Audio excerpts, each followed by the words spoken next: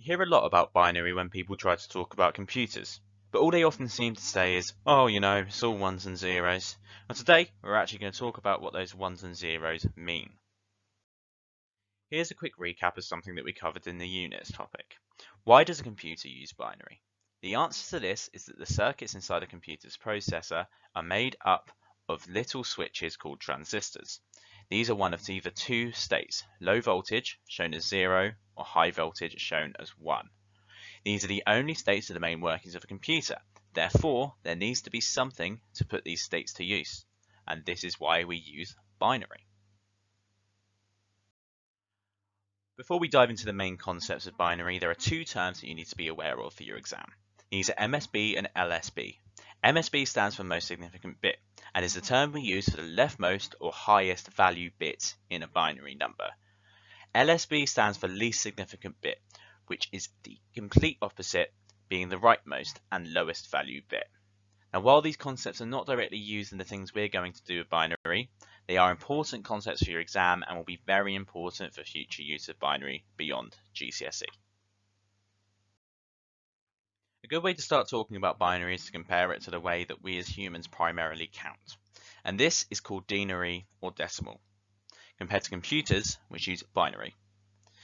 Denary or decimal, but we'll use denary. Denary is what we call a base 10 number system, and binary is what we call a base 2 number system. Now, if you've got no prior knowledge of this, you're probably questioning, what does this actually mean? The idea of the base of a number system is down to basically the number of symbols available for use in that system. So for example, in denary, we have 10 symbols, 0, 1, 2, 3, 4, 5, 6, 7, 8, and 9. Obviously your normal numbers that you see every day in this base 10 system. Base 2, which is binary, we simply have two symbols, 0 and 1. In your numeracy lessons at primary school, I'm sure you will have used place values, mainly hundreds, tens, and units. Let's take a look at why we have these place values. We go a step more specific to say that our place values are 100, 10, and 1. Then, to really get going with the idea of number systems and bases, we look even further and see 10 to the power of 2, 10 to the power of 1, and 10 to the power of 0. You may be wondering, how do we then change this over to base 2? So obviously our base was 10, so we were doing 10 to the power of 0, 10 to the power of 1, 10 to the power of 2, all the way from the right. We just do the same, but with 2 to the power of. So we start off with 2 to the power of 0 on the right. We're going to go up to the power of 7, because we're going to be using 8-bit binary numbers. We'll talk about that in a second. So we're going to go 2 to the power of 0, 2 to the power of 1, 2 to the power of 2, to 3, to 4, to 5, to 6, and to 7. So then we look at this and we say 2 to the power of 0, that's 1. 2 to the power of 1, that's 2. 2 to the power of 2, 2 squared is 4. 2 to the power of 3, 2 cubed is 8. 2 to the power of 4, 16. 2 to the power of 5, 32. 2 to the power of 6, 64. 2 to the power of 7, 128. As you can see, it doubles each time. That's a key to remembering it. But after a while, you'll be able to just recite them off by heart and just go 1, 2, 4, 8, 16, 32, 64, 128. It may seem daunting right now to remember those, but you will remember them, I can assure you. Now, before we really dive into this topic, it's important to note that the largest denary number that we can represent in 8-bit binary, so that is a binary number with 8 digits, is 255, and that is 8 ones. The smallest representation, I'm going to call it representation, it's not technically the smallest number, but it's 0, 8 zeros. So we're going to dive straight into this and look at converting binary numbers and denary numbers. I could, sit and go through the steps, go through the methods and everything with you, but I thought if I show it practically, it'll be a little bit clearer to you straight away, rather than having to go through everything. So, here's our first example. These are how the questions tend to be worded in the exam. So, for example, convert the denary number 255 to binary. So we know that 255 will be like a string of 8 ones, but we want to sort out how we actually construct this and how it works. Now, for the if you look at it, you can probably figure it out. A lot of you will probably be able to figure it out from how the place values work and the fact that it's all all ones is 255. But we're going to go through it and show you how to convert. So we start off. Best thing to do to keep track of everything, write down our place values.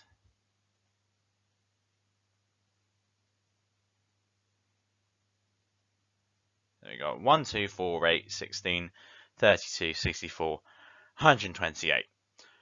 Next, we have a running total kind of thing down the side. So we start off with our original denary number. So this is 255. We go from left to right looking at each place value and we compare it. So for example, let's start off with 128, which we shouldn't start anywhere else. And we say, we start, look at 128, compare it to 255, and we ask, is 128 less than or equal to 255? The answer is yes. If the answer to this question is yes, we pop a 1 above our place value. Then we take away our place value from our running total. So we take away 128 from 255, which gives you 127. So remember, we're moving along from left to right. So now we look at 64 as our next place value. And we ask, is 64 less than or equal to our running total, which is currently 127? The answer is yes, 64 is less than 127. We pop a 1. And then we say, what's 127 minus 64? It gives you 63.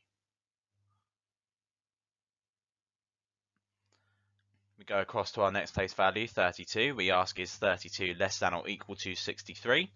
The answer is yes. We pop a 1 above the 32. Take away 32 from 63, giving us 31. Then we look at our next place value, which is 16, and we ask, is 16 less than or equal to 31? Yes, it is. Pop a 1 above the 16. And we say, what's 31 minus 16? It's 15. Then we look at our next place value, which is 8, and we ask, is 8 less than or equal to 15? The answer is yes, so we pop a 1 above the 8. Take away 8 from 15, and that gives you 7. And then we look at 4. We go across again, and we say, is 4 less than or equal to 7? Yes, it is. Pop a 1. Take away the 4 from 7. That gives us 3. We look at the next one, which is 2. Is 2 less than or equal to 3? Yes, it is. So we pop a 1 above the 2. Take away 2 from 3, and that gives you 1. And then we ask, is 1 less than or equal to 1? It is equal to 1. Now, if we had anything left, if we had any place values left to fill, we would just put in zeros from this point forward. But we're at 1, we don't need to fill any more place values. And as if by magic, we have 8 ones here. Our answer is 1, 1, 1, 1, 1, 1, 1, 1.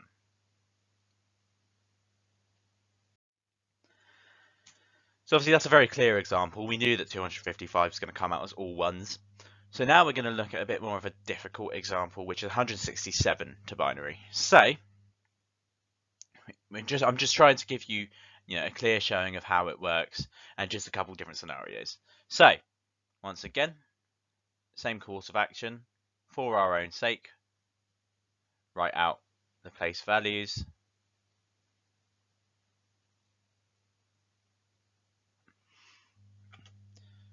Write down our running total, which starts at 167. So we go straight to our first place value. Is 128 less than or equal to 167? It is. It's less than. We pop a 1 in the 128th place.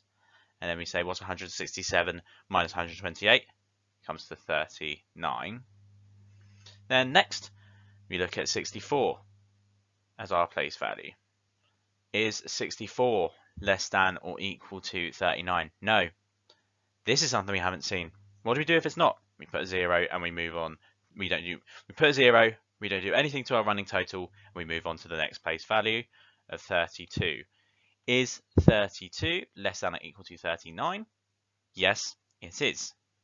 So we take away 32 from first we put a 1 there, then we take away 32 from 39, which gives us 7.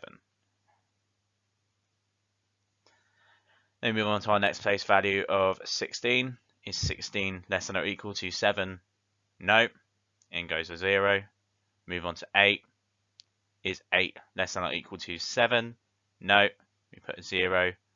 Then we go to the next one, which is 4. Is 4 less than or equal to 7? Yes, it is. So we pop a 1 there, take away 4 from 7, giving us 3.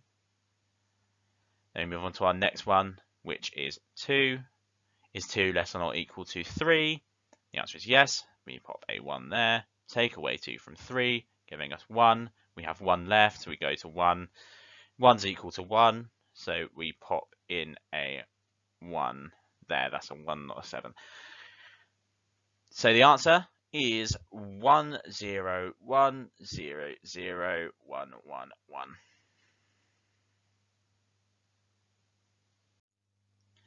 Best way to practice this, just, keep picking random numbers between 0 and 255. Then just try converting them. There are worksheets out there, plenty of worksheets out there. There are workbooks and everything for the GCSE. Your teacher will have loads of worksheets, exercises to do with binary. Ask them. The key to this is practice. You'll be a little bit shaky to begin with, but you'll get there pretty quickly. So just keep, you can just keep picking numbers between 0 and 255, converting them, Googling it, what is, 154 in binary, and it'll come up and you can check it. If it's right, it's cool. If not, come back to material, have a look at it. But this is just giving you the basis. You should be able to work on from here pretty simply.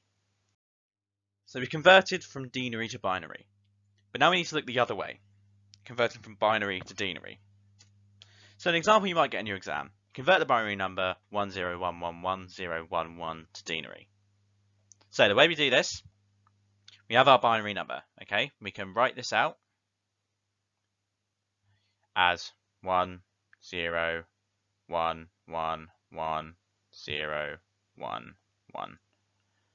Now, we remember our place values, don't we? Got 128, 64, 32, 16, 8, 4, 2, and 1. So for example, let's just stray away from this for a second. Let's say you had the denary number 247. You're looking at your place values of 100, 10, and 1. To work this out, obviously we're already in it. But to work this out, you've got 2 times 100 plus 4 times 10 plus 1 times 7. So we look at that and we think, okay, that's fine. We know that that would then be 247, so that would be 240 and 7. That's fine. Same principle here, but the multiplication isn't necessary because obviously we're dealing with ones and zeros. It's either not going to be in our addition or it's going to be there. So we can forget about that and we can just add the values that have a 1 above them. So we look at our binary number and we look at it and we think, right, what have we got? Well, we've got 128 has a 1 above it. 64 doesn't, so we don't need to worry about that. 32 has a 1 above it, as does 16, and 1, and 8, sorry. 4 doesn't, cancel that one out. 2 does, and 1 does. So therefore, we're looking at the numbers 128 plus 32 plus 16 plus 8 plus 2 plus 1. Of course, you know, in your exam, they're going to want you to show your working. Otherwise, you just suddenly plucked it out of the air and you're not going to get your workings mark. So really, and you're not going to get a calculator either. You're not allowed a calculator. So you look at it and you go, right, let's do our addition. Obviously, I know this is simple stuff, but you know, you have to show it in your exam. Work it like an exam question. If you're doing practice questions, work them all like exam questions, how you would in the exam, because you get into the practice and then you do it. So for example here, this all comes to 27, and then this all comes to 8, and then we have a 1 there. So our answer is 187, which is our denary value for the binary value stated in the question. Let's look at one more example just to get it solidified into your head. So we look at it, convert the binary number 110001110 to denary. How do we do this? Same as last time. We have our binary number, which is 11000110. We have our place values once again, 128, 64, 32, 16, 8, 4, 2, and 1. Now, we only really care about the ones that have a 1 in them, don't we? The zeros are nothing. They don't contribute. So, okay, they don't contribute mathematically, but they do obviously contribute in terms of the number itself. In terms of our addition, we just want the ones with 1s. So we look at it, and we say, right, 128 has a 1, so does 64, 32 is fine, 16 is fine, 8 is fine, but 4 has a 1, and so does 2. So in our addition, we are then looking at the values 128 plus 64 plus 4 plus 2. Now obviously, you know, it's a pretty quick addition. You could do it in your head, but again, the examiner, they want to see, you know, how you've worked it. They want to make sure that you know what you're doing. So once again, we just add them clearly to see.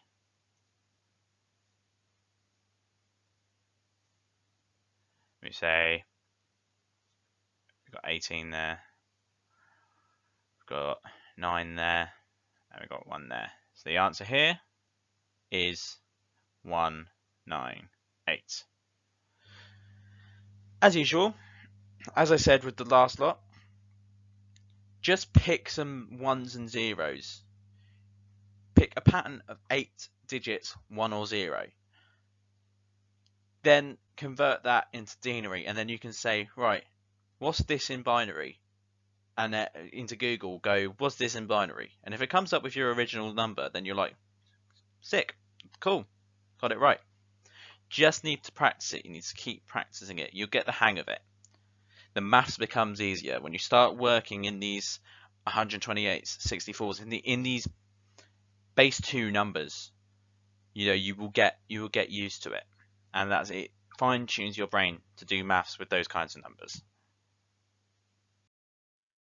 So a good thing to note is about a thing we call leading zeros, and this is the zeros we have leading up to our actual, you know, significant figures, if you like. We have these zeros here before the 1011. They're there to show that this is an 8-bit binary number, sorry. And you might need that. There are certain systems and certain ways of using binary that you need all 8. You need to go up to a number of bytes. But you could simply just see 1011 on its own. There's no difference in the value of these two. If they're an unsigned binary value, there's no difference between those two. Both of them are equal to 11, and that's just something to note. Just in case you see a worksheet, you know, different sources, different worksheets. Just in case you see it, it doesn't really matter. You just have to have this understanding that The leading zeros don't change the value. This is the important part here, the 1011. So that concludes this introductory video to binary. I hope you found it useful and informative. If you have any questions on anything covered in this video, please feel free to comment down below and I will get back to you as soon as possible. Once again, as always, do not hesitate to contact your computer science teacher about anything you don't understand, as they will be the most reliable source of information. Thank you.